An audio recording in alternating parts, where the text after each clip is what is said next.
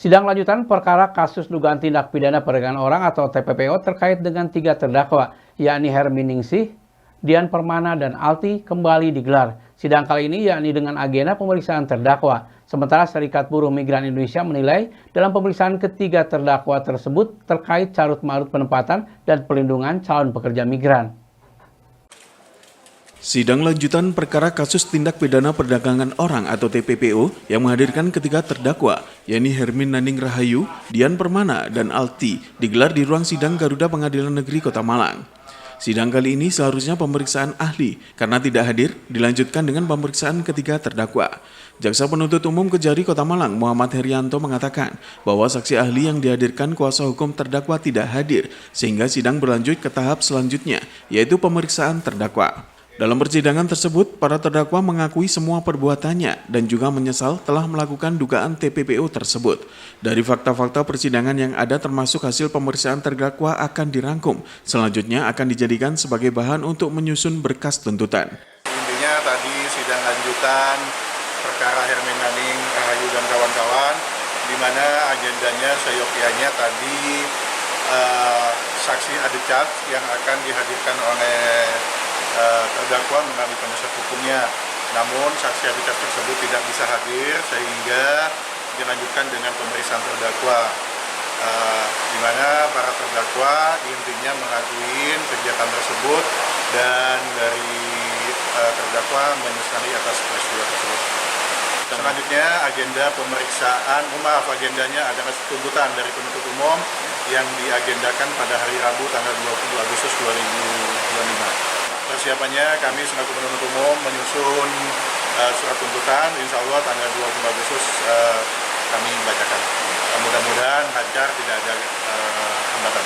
Poin-poinnya seperti terdakwa dia menjabat sebagai kepala cabang, cuman sebagai dalam tanda kutip boneka karena dia tidak tahu apa tugas pokok fungsinya dia sebagai kepala cabang. Sementara itu, Dewan Pertimbangan Nasional Serikat Buruh Migran Indonesia (DPN SBMI) Dina Nuryati yang hadir dalam persidangan mengatakan, persidangan tersebut mengungkap carut-marutnya persoalan tentang penempatan dan perlindungan pekerja migran. SBMI menilai dari keterangan 3 terdakwa tadi terungkap adanya penampungan dan pengawasan yang tidak jalan, termasuk penempatan maupun perlindungan pekerja migran. Selain itu juga termasuk ketidaktahuan administrasi atau izin operasional yang tidak memenuhi syarat, tetapi mereka tetap melakukan perekrutan. Dari keterangan ketiga terdakwa atau tadi juga disebut sebagai saksi, sebagai terdakwa, semacam itu. Kalau dari keterangan yang diberikan sebetulnya itu membuka semua persoalan tata kelola migrasi di Indonesia. Bagaimana carut-marutnya penempatan maupun pelindungan bagi pekerja migran, seperti adanya penampungan atau kemudian pengawasan yang mungkin tidak jalan karena dari keterangan-keterangan tadi dipastikan bahwa memang sudah terjadi ada penampungan itu di luar LPK semacam itu.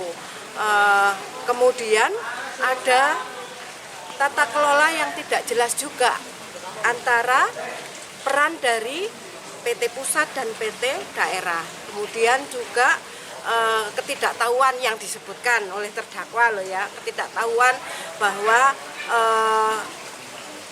surat izinnya itu ternyata tidak memenuhi syarat sehingga mereka sesuai dengan instruksi PT pusat kemudian melakukan perekrutan bahkan penempatan yang dari ketiga-tiganya sebetulnya tadi ada banyak ketidaksinkronan ya, yang sini mengakui ini yang lainnya menyangkal gitu, tetapi ada satu hal yang ternyata dalam